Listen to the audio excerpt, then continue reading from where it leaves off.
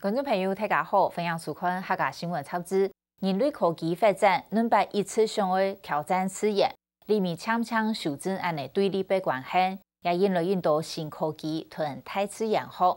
也多年来一种风神科技发展做全世界的新兴产业。风神科技一个个简单的例子，如系嗰种魔鬼毡，一片系过多过细嘅结尾，一片系饱满嘅细块呢，两个岩墙下路嘅咬过痕。也是1948年，一对瑞士工程师看到也将把项温度嘅下降加本能得到嘅灵感，然后从抗反射嘅太阳能板系好重嘅风眼作为，喺农业领域也多年来也开始发展风神农业，尤其农业原来因实现呢，古嘅多品质，沙漠法土稳定供应按多年需要嘅粮食，还系有意思管行农法来满足一个量哦。科学家同生物学家如爱寻出一个自吞量如古嘅多嘅新科技同新农业，开始同大自然来学，包括我们是受家嘅五彩共生，也是一种学大自然自然循环嘅概念。风神农业系乜嘅呢？同有机植物工厂又有乜嘅冇共样？来看我们嘅深度报道。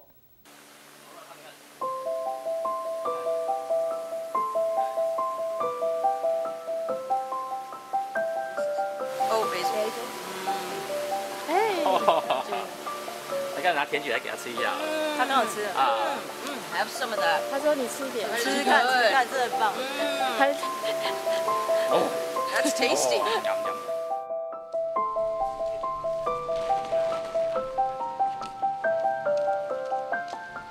行业屏东农业生物科技园区的温室农场，一规片的各种各样的青菜都种到啥地方？温室嘅意思最较少农的蔬菜，和台湾7年的南部溪温室，行喺种到啥地方？做得讲系困难重重的测试。不过室内温度沙漠上的暗高，测温没种到以后，美国人负责整理当好奇，一套生产内头的原理，算落系马介喏。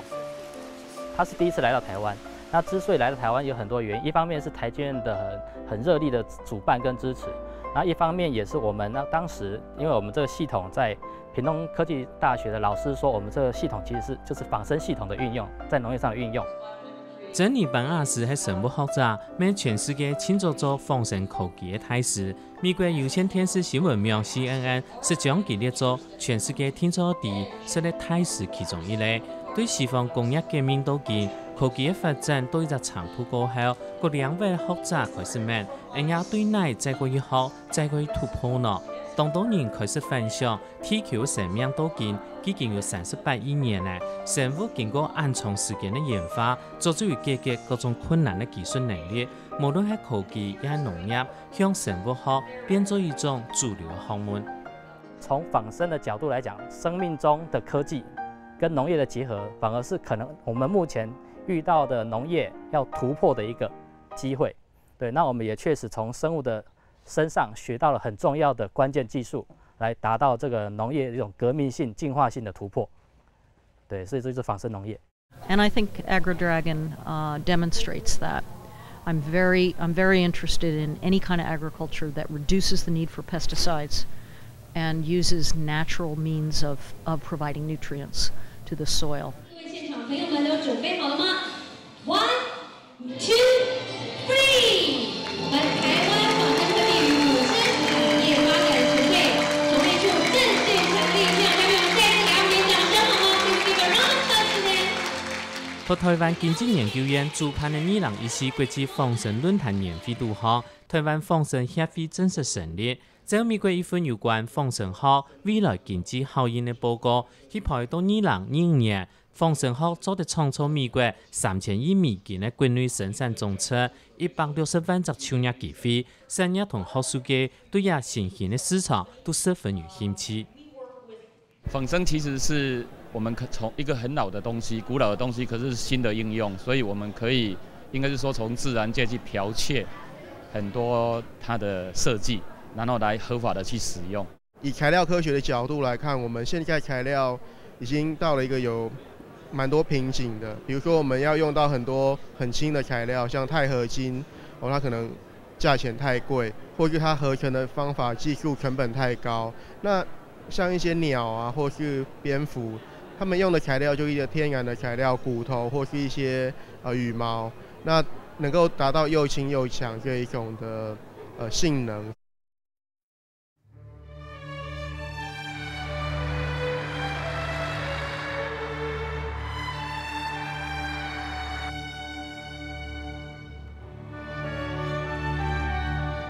简单来讲，放生最好太自然，比如讲材料可好，其利用生物的本能也提升，运用途包含纳米米内桶也大个科技发展，也用途设计成法没当普遍。比如讲，国外一间油漆大厂，其后水没染到莲花也被项一种提升，发展出唔讲欧洲的放生涂料，用途建筑物的外墙。莲花出淤泥而不染，所以有一家叫 Stowe 的公司它发展了一个涂料然后涂在那个建筑物上，这个下雨的时候，它就会把一些这个建筑物外观的一些的脏污随着水就带下来那每次下雨就等于好像在清洗了这个建筑物的外表这是非常有名的。我们现在回过头来看看，能不能够把这些生物材料更精进，然后设计出新的仿生材料。那它有可能是更多功能、更有智慧、更节能，那跟环境是相友好的一个材料。所以我想这是一个发展的趋势。喺讲科技发展，成本变得较高，又带来行较多的污染，对大自然程度敏感，看那生物用个适应按恶劣的环境生存下来，做一轻主流的想法。事实上，老主讲轻作用来做天然的材料，不过经过几啊千年的演进，没冇可能转到石器时代嘅。I think Taiwan has a great opportunity to develop biomimicry because you've got some of the leading scientists already in biomaterials, for instance, biologically inspired materials. You have diverse biological environment here that can act as inspiration. And I think you have a very good innovation culture. 我们现在用的最多的是魔鬼毡，那甚至比如说我们现在很怕酒测啊，那如果我们可以看到那个果园里面掉了很多水果，那水果发酵了之后，会有一些小鸟会去吃，可是有一些品种的小鸟是不会醉倒在果园里面的，所以我们可以跟这些小鸟学习。向大自然学，尤其係農業，咪係一項新的發展方向。仿生学在国际是一个很热门的一个学问，他们也针对农业的运用有了非常大的研究，但是目前还没有一个正式的突破。我们的系统就可以说是在世界上第一个在农业上的仿生学的成功运用，系统化的成功运用。I saw a very interesting agricultural approach from AgroDragon Biotech today, and it's different in that it's a greenhouse-based system, and it's actually using underground irrigation to add nutrients to living soil in a greenhouse setting.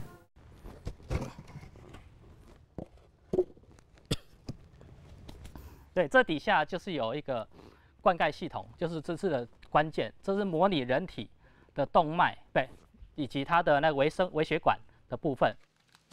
大概嗰日一大下喺放生農場嘅灌溉系統，台灣頭擺好以色列發展地幹系統，打崩簡單嘅泵浦，輸送幹線同出水後，對蛋糕跌下去，安尼只有上水嘅效果。不過也缺點係跌後一加高力氣，係無動物食到。也打敗係放人嘅微細血筋，對天下下香港上嚟灌溉，天底下係實實嘅天白嘅表情沙皺皺。它依照仿生的概念盖了一个温室仿照热带雨林的概念去营造一个温室的环境，但是仿照这个以这个人体的这个那个血液的这个心脏血液的这个循环系统去供给这些它的温室里的这些作物的一些养分这也是非常非常标准的，就是模仿大自然、学习大自然，去设计它的一个非常智慧型的一个温室。你看这个下面的土壤都已经开始湿度越来越高，而表层是干燥的，而且一股土壤的香气又很重。对，这就说明了说为什么这套系统它表层干燥，所以它杂草不容易生长。而且呢，因为表层干燥，所以空气环境中也很干燥，就不会产生病虫害的问题。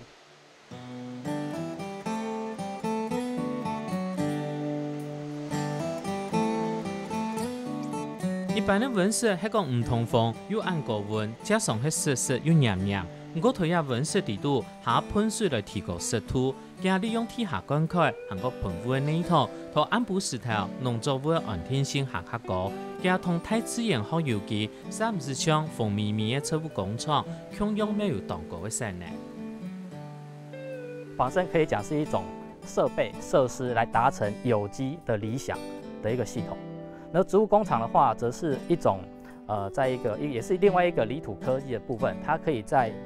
極端的環境中，例如南極、沙漠或者是太空站，它都能夠生產出那個好的蔬果來。對，但是它的成本比較高。新益豐來講，它有它的一個灌溉的一個工法，跟人家不一樣的一個灌溉工法。哦，那這個是一個很特殊的一個產業。哦，那另外的話呢，譬如說以日本來講，哦，那它有非常標準的控制型的一個那個植物工廠。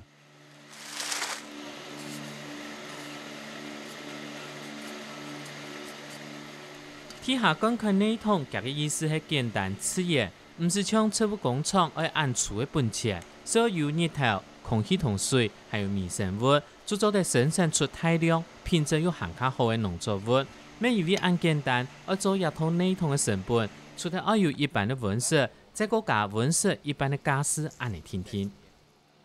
這個重點在於說，不只是它的建設成本的划算，更重要的是它可以節省你的灌溉人力。你想想看，你可以減少一個灌溉的人的話，對的人力，那一個月可以省下的是幾萬塊的錢，它不用翻土，對不對？然後不太用灌溉，只有少數的時候表層做一些濕潤的動作，對，然後節省了電力，節省水源，然後一年下來可以節省到100萬級的這種成本。That I think might be very applicable to urban farming. I would like to see this kind of a system on rooftops, for instance, of city buildings around the world. I think that there's a need as our population continues to grow, that we find ways to do water-wise agriculture without pesticides. 係講做得頭建築物活動種植物，咪等於係原本地球共用嘅種植面積。上場嘅放生循環概念，係用五彩共生。其實同人歷史發展嘅過程，上做自家種自家食嘅農業社會，一般嘅農家做老學主嘅，佢係同阿伯飼料循環處理嘅。然後他就再挖個池子啊，就把這排泄物拿去餵魚啊，那魚的排泄物又給蝦去利用。那蝦利用完之後，這個排泄物就，它因為蝦的地位是分解者，然後它的這個排泄物就給這個菌來分解到元素態之後呢，那我們會再把這個池子裡面的水拿來澆灌我們的這個菜園啊，那這個菜種出來之後，給人吃，給豬吃，給鴨吃，其實自然生態就是這樣子一個循環。唔過也人分工見來見有，比如講因為學主要有稱好者，做專業去學。係講見學見多，主要飼料按用格實咯，就產生嘅生態唔平衡嘅問題。其實生物遷就嘅生態結構，一種生物嘅飼料可能會滋養另外一種生物，兼且做唔得連帶向下，將會引起製造污染。像傳統大概用那我們就用生態科技就好了。那生態怎麼做？它就粗放養殖。可是在台灣最大的問題是地狹人稠，你沒有這麼大的土地面積。可以像說緬甸啊或者印尼啊，我就很粗放的養，可能就是隨便它怎麼長，那個就所謂的生態。那在台灣你做不到的情況下，那怎麼辦？那就要導入科技，那用科技的模式，可是它重點是師法自然。如果我們的農業技術能夠秉持着有機的優點，對環境自然，而它的生產率又能夠超越慣行農法的話，那這一點就會類似，像如果有一天綠能真的已經成功超越了它的效率，成功超越核能的話，那自然而然大家的選擇就很明顯的就會有共同的共識出現。尤其同傳統寫約嘅農法比起來，就像係兩年同核能嘅爭議，係講有一日兩年轉換率同核能差唔多嘅，大部分人自然就會先對環境行較好嘅兩年。同樣嘅係講有一種新嘅生產模式，佢做到均衡按度嘅產量，又顧到有機嘅品質，安尼新嘅農業革命就出現了。如果我們台灣这次由仿生农业作为一个生产系统，而且是在进化学上也是最先进的进化等级。我们结合这个世界最先进的仿生农业的生产系统，再结合我们台湾最强大的环控能力，以及各种的云端控制这种科技的3C能力，那我们台湾就可以创造出一个让全世界来注目的一个全新的农业领域。到处都是潜力无穷，只是说我们现在当然都是各自点对，就是每个点在努力啦。但是如何慢慢把它串成一个面，是一个未来很重要的，就是一些有产官学的合作的机会。So you both have the biology and the biological background, but you also have an innovation culture, and you, I think, are in a position to be looking for the next wave of sustainable innovation, especially being an island nation, becoming more and more energy self-sufficient, material self-sufficient is very, very important to you.